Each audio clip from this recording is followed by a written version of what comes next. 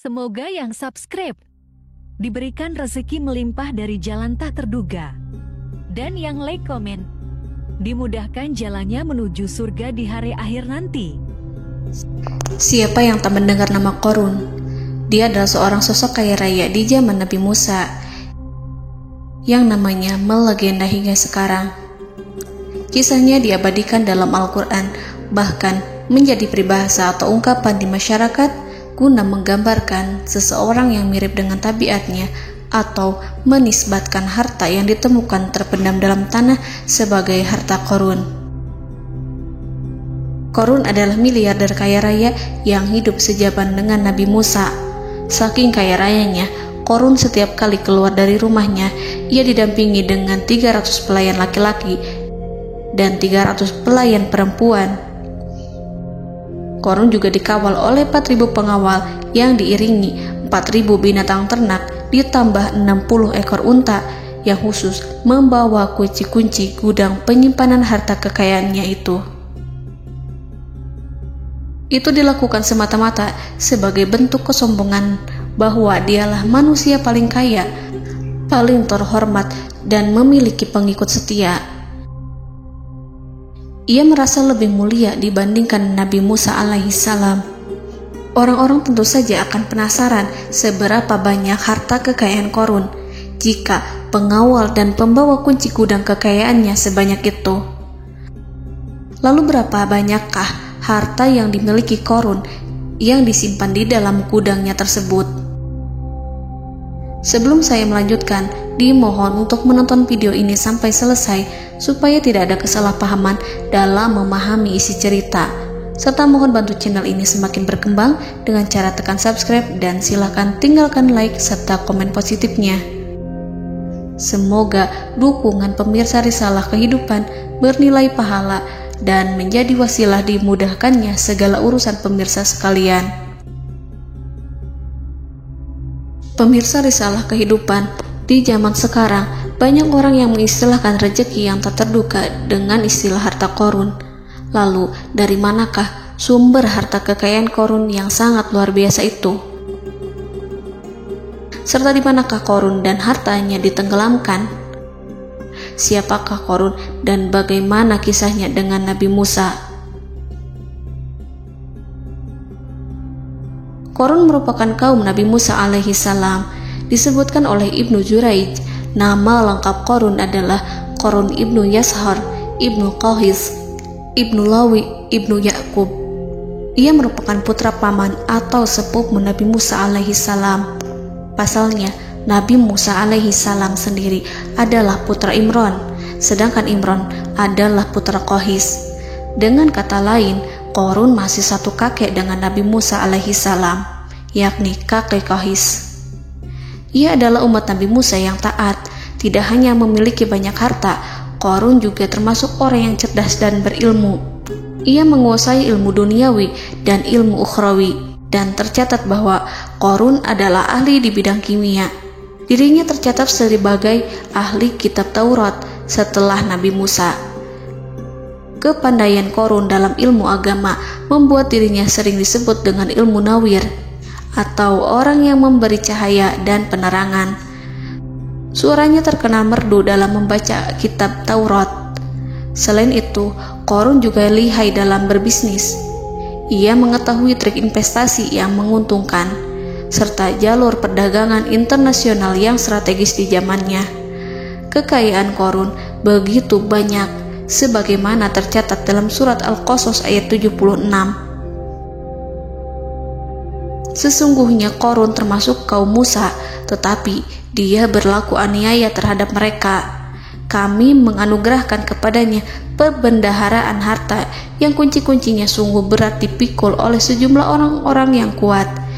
Dalam riwayat Kaisamah disebutkan, kunci gudang kekayaan Qorun dibutuhkan 60 bigol atau sejenis kuda kecil. Ukuran kuncinya sebesar jari, bahannya terbuat dari kulit, dan setiap kunci digunakan untuk satu gudang. Maka keluarlah Qorun kepada kaumnya dalam kemegahannya. Para ulama tafsir menjelaskan Qarun keluar dengan mewah diiringi dengan 300 gadis berbaju merah dan 4.000 kendaraan kuda. Tak heran, iring-iringan Qarun itu mengundang decak kagum mereka yang gandrung terhadap harta kekayaan. Sebagaimana yang terekam dalam ayat Al-Quran, moga-moga kiranya kita mempunyai seperti apa yang telah diberikan kepada Qarun. Sesungguhnya ia benar-benar mempunyai keberuntungan yang besar.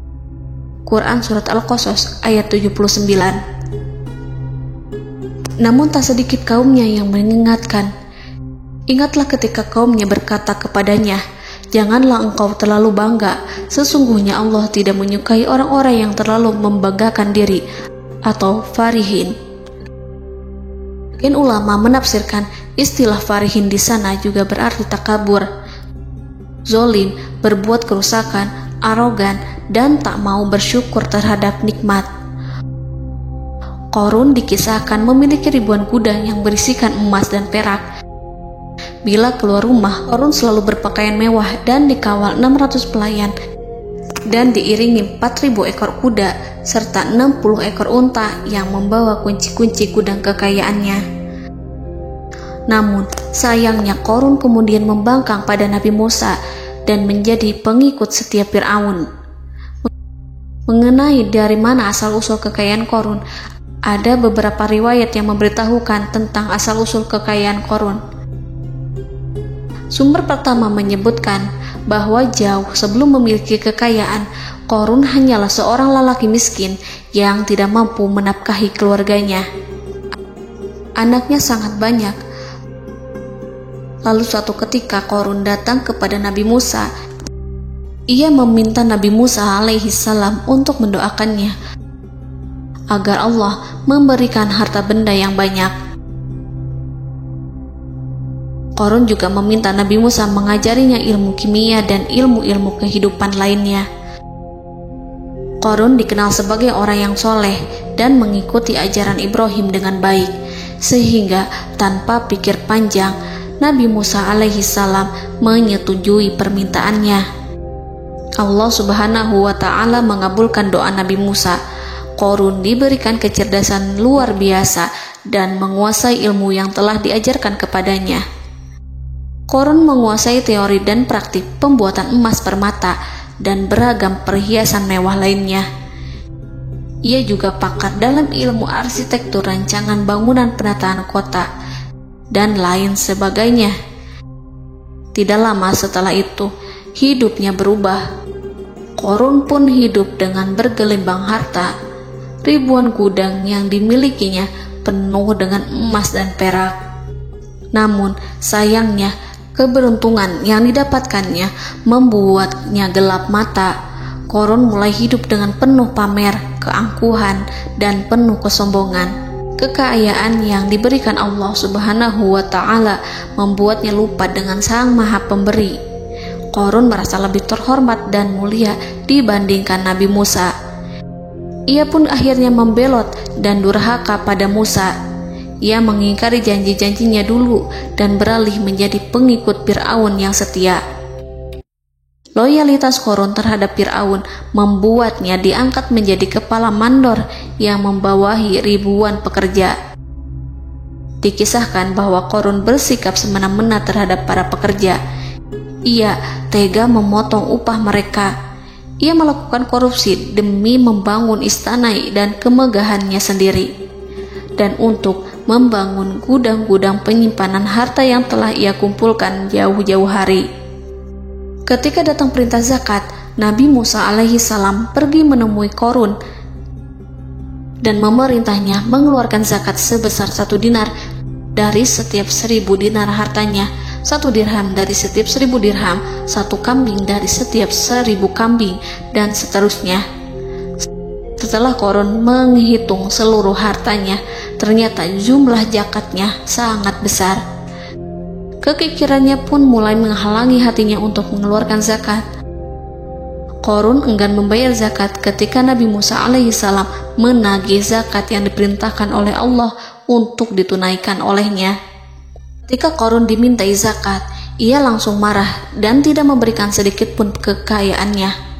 Dia berpikir bahwa harta kekayaan yang dimilikinya didapat dari hasil kerja dan usahanya, dan tidak ada kaitannya dengan siapapun, termasuk Allah Subhanahu wa Ta'ala.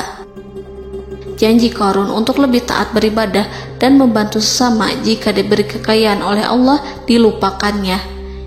Dia mempergunakan kekayaannya tersebut dalam kesesatan, kezoliman, dan permusuhan, sehingga membuatnya menjadi sombong dan terlena. Orang-orang beriman pada masa itu sering menasihati Qarun untuk bersyukur atas nikmat yang telah Allah berikan. Tetapi dia tidak mengindahkan nasihat tersebut. Dari sikapnya tersebut sudah jelas bahwa Qarun tidak membutuhkan nasihat kebenaran, bahkan merasa tidak takut dengan ancaman Allah. Sebab Qarun merasa sudah memiliki segalanya. Qarun merasa dirinya hebat dan pintar serta punya banyak pengikut setia, punya banyak pengawal dan merasa aman karena dekat dengan Raja Fir'aun. Qarun berkata, "Sesungguhnya aku mendapatkan harta ini karena ilmu yang ada padaku." Qarun sangat sombong. Ia merasa hartanya didapatkannya sendiri tanpa campur tangan dan kehendak Zat yang Maha Kaya, yakni Allah Subhanahu wa Ta'ala. Apakah Qarun lupa ataukah ia tidak tahu bahwa Allah telah membinasakan orang-orang sombong sebelumnya, yang bahkan lebih kuat darinya, yang lebih kaya darinya, yang lebih banyak pengawalannya, lebih kokoh dan tak terkalahkan dibanding dirinya? Karena terdorong sifat kikir dan angkuh, maka Qarun membuat rencana untuk melakukan tipu daya agar dia terlepas dari kewajiban membayar zakat. Dia ingin menjatuhkan nama baik dan citra baik Nabi Musa. Kemudian dia mengumpulkan tokoh-tokoh konglomerat Bani Israel. Ia berkata kepada mereka, "Wahai saudara-saudaraku, terhadap apa yang diperintahkan Musa untuk membayar zakat, apakah kalian akan mematuhinya? Sekarang dia hendak mengambil harta yang ada di tangan kalian, maka pikirkanlah suatu cara untuk menghindari perintahnya." Para pembesar-pembesar yang dipanggil kemudian menjawab, "Wahai paduka Qarun, engkau lebih besar daripada kami. Kami akan melakukan apapun yang kau inginkan." Qarun berkata, "Datangkanlah kepadaku wanita cantik. Aku akan memberinya hadiah besar jika ia berhasil menggoda dan memfitnah Musa." Ketika wanita cantik yang diinginkannya datang, Qarun memberikan kepadanya uang muka sebagai jaminan. Ia akan membayarkan seluruh yang dijanjikannya ketika berhasil menjalankan misinya. Bukan hanya itu, Qarun pun berjanji akan menjadikan wanita ini sebagai istrinya. Keesokan harinya, Qarun mengumpulkan Bani Israel. Setelah itu, Qarun menghadap kepada Nabi Musa seraya berkata, "Orang-orang menanti kedatangan Anda, sampaikanlah saran dan nasihat kepada mereka." Nabi Musa kemudian keluar dari rumahnya. Ia mulai menyampaikan nasihat pada umatnya. Di antara nasihatnya, beliau berkata, "Barang siapa yang mencuri, aku akan memotong tangannya. Barang siapa yang memfitnah, aku akan mencambuknya sebanyak 70 kali. Barang siapa yang tidak mempunyai istri dan dia berbuat zina, maka aku akan mencambuknya sebanyak 70 kali. Adapun barang siapa yang memiliki istri dan ia berbuat zina, aku akan rajam dia sampai mati." Qarun kemudian berkata, "Apakah ini juga berlaku untuk Anda jika Anda sendiri yang berbuat zina? Apakah Anda akan menerima hukumannya?" Kemudian Nabi Musa menjawab, "Ya, meskipun saya sendiri yang melakukannya." Maka kemudian Qarun memanggil wanita yang telah dibayarnya. Wanita itu berdiri di depan Nabi Musa dan Bani Israel yang telah berkumpul, mengaku sedang hamil karena berhubungan badan dengan Nabi Musa. Maka marahlah Nabi Musa atas fitnah kejam yang diarahkan kepadanya. Kemudian Nabi Musa melakukan sholat 2 rakaat, lalu mendatangi wanita itu dan menyumpahnya agar mengatakan siapa yang menyuruhnya. Wanita itu menjadi ketakutan. Ia bergemetar di depan Nabi Musa dan mengaku bahwa yang menyuruhnya adalah Qarun. Lalu wanita itu bertaubat dan meminta maaf kepada Nabi Musa. Seketika Nabi Musa bersujud seraya berdoa kepada Allah agar menimpakan azab kepada Qarun. Allah memberi wahyu kepada Musa bahwa bumi telah dijadikan tunduk kepada perintah Nabi Musa. Kemudian Nabi Musa berkata kepada bumi, "Wahai bumi, telanlah Qarun beserta kekayaannya, habiskanlah semua." Kala itu Allah menurunkan wahyu kepada Musa alaihissalam untuk memerintah bumi apapun yang diinginkannya. Begitu Nabi Musa alaihissalam datang dengan wajah sangat marah, barulah Qarun merajuk, "Wahai Musa, sayangilah aku." Sementara Nabi Musa alaihissalam tak bergeming. Beliau lantas berkata pada bumi, "Wahai bumi, ambillah mereka." Seketika rumah Qarun mulai bergetar. Qarun dan antek-anteknya mulai dibenamkan hingga bagian lututnya. Rumahnya ikut turun sedalam lutut. Qarun kembali merajuk, "Sayangilah aku Musa." Rumahnya kembali berguncang. Kini Qarun dan kawan-kawannya kembali terbenam hingga pusar. Demikian pula rumahnya. Qarun terus merajuk, "Wahai Musa, sayangilah aku." Sementara Nabi Musa alaihissalam kembali meminta bumi, "Wahai bumi, ambillah mereka." Rumah Qarun berguncang lagi, sementara Qarun dan kawan-kawannya terus terbenam hingga bagian tenggorokannya. Demikian pula rumahnya. Qarun lagi-lagi menjerit, "Wahai Musa, sayangilah aku." Namun Nabi Musa alaihissalam tak bergeming. Beliau terus meminta bumi menelannya, hingga akhirnya Qarun dan kawan-kawannya hilang seluruhnya ditelan bumi. Tak lama setelah itu Allah berkata, "Wahai Musa, apa yang membuatmu bersikap demikian? Padahal demi kemuliaanku, andai dia Qarun berdoa kepadaku, niscaya aku akan rahmati. Maka kami benamkan dia beserta rumahnya ke dalam bumi, maka tidak ada baginya satu golongan pun yang akan menolongnya selain Allah. Dan dia tidak termasuk orang-orang yang dapat membela diri." Quran Surat Al-Qasas ayat 81. Lalu di manakah lokasi ditenggelamkannya Qarun beserta harta bendanya? Konon berdasarkan kepercayaan beberapa masyarakat setempat, Qarun ditenggelamkan di sekitar sungai atau danau Moris yang terkenal di kota Payom, negara Mesir. Qarun konon mendirikan istana dan di tempat itu pula ia ditenggelamkan. Dahulu, Qarun berkeinginan membangun sebuah istana, namun tidak diizinkan oleh Fir'aun jika istana itu dibangun di samping istana Fir'aun. Terlebih, Qarun juga tidak ingin membangun istana di tengah pemukiman Bani Israel yang terletak di tanah Jasan. Fir'aun pun memberikan tanah di wilayah Fayom. Kemudian di tepi sungai Payom inilah Qarun membangun istananya yang megah, dan di dalamnya ia membangun Al-Khunuj, gudang penyimpanan harta berisi emas dan perak. Salah satu bukti arkeologis yang dapat dijumpai di lokasi tersebut adalah runtuhan bangunan yang diduga sebagai tempat tinggal Qarun yang berjarak sekitar 2 km dari Danau Qarun.